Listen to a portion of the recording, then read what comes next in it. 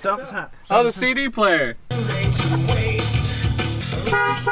What a turnaround. What a win. What is up, everybody? Welcome back to another video. Today we have more E36 stuff in store for you. So if you don't know, long time ago, I ended up buying a silver 318 Ti that actually was burned and had some fire damage. The car's been sitting in front of this trailer for months and months, and today it is finally time to get it inside the shop and pull the engine.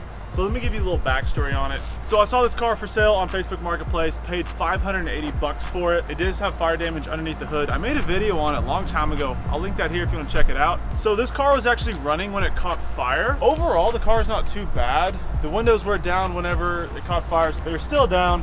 There's some body damage on the passenger side. So the engine harness is kind of messed up. So what we're actually gonna do today is pull the engine out of this vehicle, see if it's even decent, see if it works, see if it's locked up, see if the head gasket's good. And then what we're gonna do is actually put that engine into my red 318 Ti. So I got that car from actually a buddy of mine, Jordan. That's a 318 Ti automatic. So it is an auto, but it's super clean. The motor's bad in it. This motor might be good. So we're gonna do the old switcheroo, take the motor out of this, put it in there, and get that one going. And this will be probably a build project a little bit down the line. I'll give you a quick walk around of the vehicle before we get it inside the shop. 1998 318 Ti Beamer. It's the M Sport package deal, so it has the fancy M trim, the M front bumper. It is the 5-speed manual, which is really rare for these 318s. It's the hatchback. That's what the Ti stands for. It's the hatchback, or the compact, which you either love it or hate it. I kind of like it because it's just kind of different. I'm an E36 guy. Let me go ahead and pop the hood so you get a good view of what we're working with. As you can see right here, she's had some fire damage in her past. So that's not, yeah, I don't know. Alrighty, looking underneath the hood of this 318, as you can see, all the fire damage is really condensed to kind of the brake booster and starter. He said that the starter actually arced or something and grounded out, shorted out, and something caught fire. Then it hit the brake reservoir, the master reservoir, and then just caught everything underneath on fire. So all the hood insulation, that's gone. We don't really know how bad it is. So that's what we're gonna do today. Get in here and see how bad it is. Hopefully the motor's salvageable. That way we can throw it into that car and at least get one working Ti out of the two. Quick look on the inside. It is the manual, which is rare. It has a really cool little blue interior. You can't really tell. Most of it is stripped out. It's all sitting in the back. It's all in good shape, but we're gonna worry about that another day. Let's go ahead, get in the shop and get started.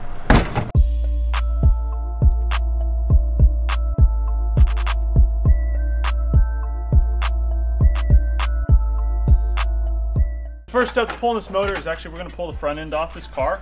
Luckily the previous owner has all this pretty much unbolted because he was trying to part it out. So all we gotta do is go in here, take all this stuff out, and then we'll probably unbolt this radiator support. We're also going to take out the air box, the radiator, the fan, everything pretty much from the front of the car back.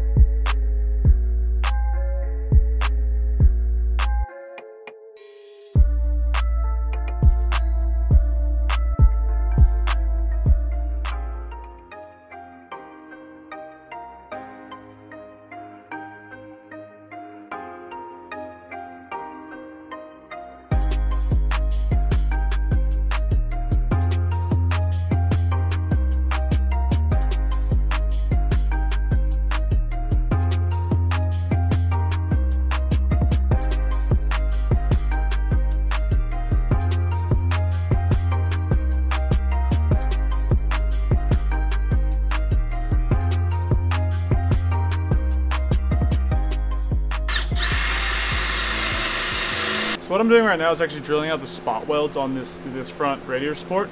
So what they do, they have the 4 bolts. They also have a couple spot welds here and here. You can kind of see the dimples of it. So I just try to drill through this front layer, not too much in the back. That way we can take out this entire front radiator support and then have more access to pulling the engine out. So essentially what's going to happen, I'm going to have to unbolt the transmission from underneath. We'll pick the motor up a little bit and slide it right out front.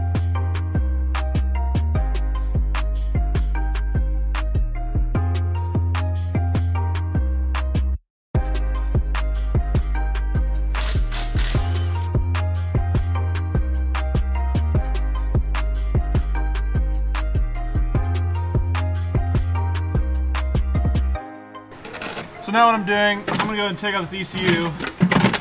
So that's done. What else do we have to do? We gotta take all this fire stuff out. I'm gonna start cutting this stuff because we can't reuse that. So we're gonna get the trim in there. The brake booster, I'm about to break that out, which is kind of crusty. And then maybe we can get up underneath it. See what we have to take out. What you think?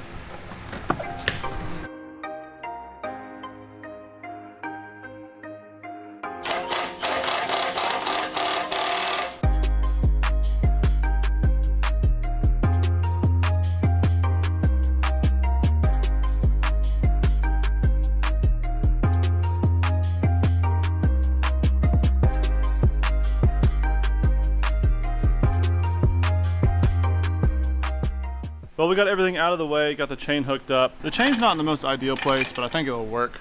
There's so much just burnt everywhere, like it gets all over us, which is awful. So now we're gonna go, we got the hoist ready to go. We're gonna just chuck it underneath, lift it up, and then pull it straight out. We weren't able to get the front part of the drive shaft off, so it's still connected at the carrier bearing. So hopefully what we'll do is pull the whole powertrain straight out, and that front piece of the drive shaft should theoretically disconnect from the carrier bearing.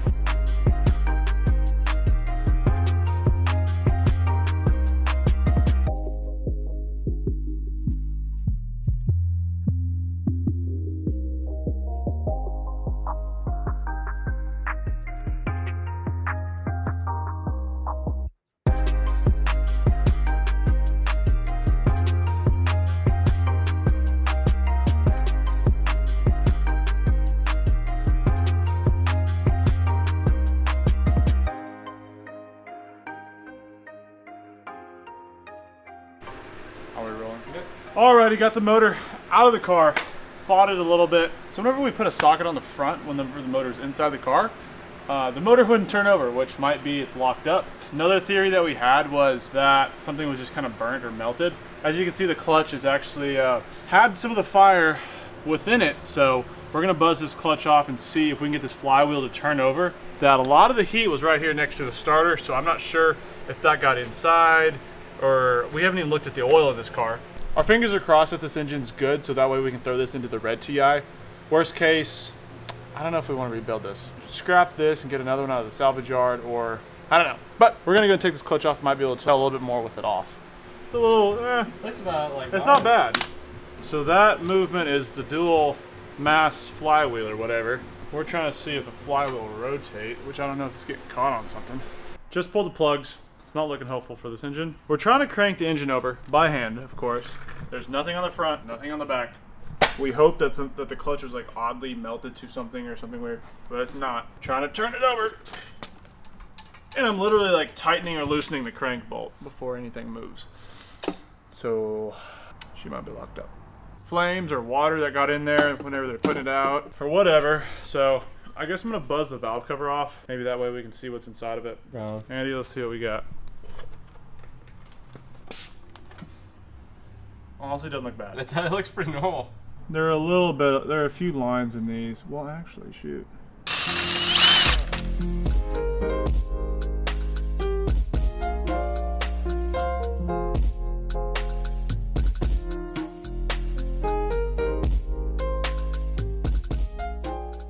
The further we look in this motor, the more hopeless it's starting to look.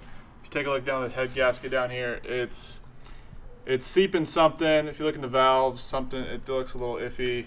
Might not be able to see it on the camera too much, but everything's pretty much off. I think we should actually be able to take the head off now and then really get a good look at it. All right, Andy. Oh yeah, that sucker's bound. Ooh. Oh snap. That's not good. I think this thing was gone before we even got it. Well, that's useless. It was worth a shot. Look at that rust on that wall. It's been sitting for quite some time. But yeah, that ain't good. Water, rust, fire. If you look at the waterways and the oil, or mainly just the water, I guess. I don't know which one's which. So the plan was to get this red one. The plan, like we were saying, we were gonna take that engine and throw it in this one, because this engine actually has no compression. Or very little. What was that, like 20 pounds? Something like that. We think somebody tried to do like a head gasket job on this thing and didn't put it back quite right or something, or the timing's off. So we need to double check the timing, but we wanted to get this car running because this one's closer than that one. This thing literally turns over, it just won't start because it has no compression. So we were gonna throw that in here, but unfortunately that motor's junk. Let us know down in the comments what you think we should do. I really don't want to rebuild one of these 4-cylinders. I feel like it wouldn't be worth it. We were trying to do something really quick, so just take that motor, chuck it in here in like a weekend and have it running and driving 318. We might try to retime this one and see if it'd be a little bit better. But as you can look, this one's super clean. We got this months and months ago. Everything's super clean. The outside's really clean. It needs a little paint on the front end, but everything's really straight on it. It has a little, is that a wing or no? No? No. The interior is super nice. It's got the fancy red, what's it called, Andy? The sports? Club Sport. Club Sports themed interior. It's not a Club Sport because it's an auto, and it's not, but I like to get this thing running really easy, simple. I don't want to do a crazy swap or build because I have so much junk going on around here. I guess we could get either another motor for this thing or rebuild this one day. Yeah. Oh, spark a little bit. 218,000 miles. No. Are you kidding? Nope. Probably that sucker's locked up. What was that? Sometimes. Oh, the CD player. Oh, yeah. Oh.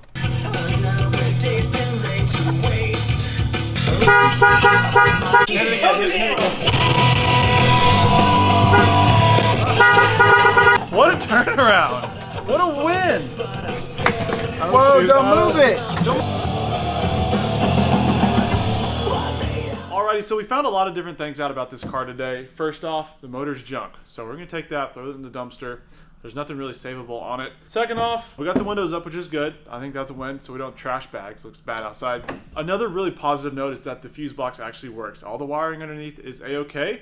We hooked the 12 volts up to it, and you saw everything turn on, which is really exciting. The radio, got the windows, sunroof, what else? Horn, CD player, everything works, which would be really cool. Kind of our idea behind this car, one of these days, like I said, I have a problem with getting too many projects and not being able to finish them, so we wanted to pull this motor to potentially just drop into the red TI, but that motor is junk, so we're gonna have to get another solution for that car. This car will be off, waiting in line patiently after we do a few things as far as getting my S chassis sorted and then potentially turboing the barn find, which would be really cool. So make sure to stay tuned for that. This is gonna be a swap chassis, so I don't think I'm gonna put another 4-cylinder back into it. Let me know down in the comments what engine you wanna see in this car. So let me know what you think down in the comments below. If you enjoyed the video, don't forget to hit the thumbs up and subscribe. Thank you guys so much for watching. I'll catch you guys in the next video.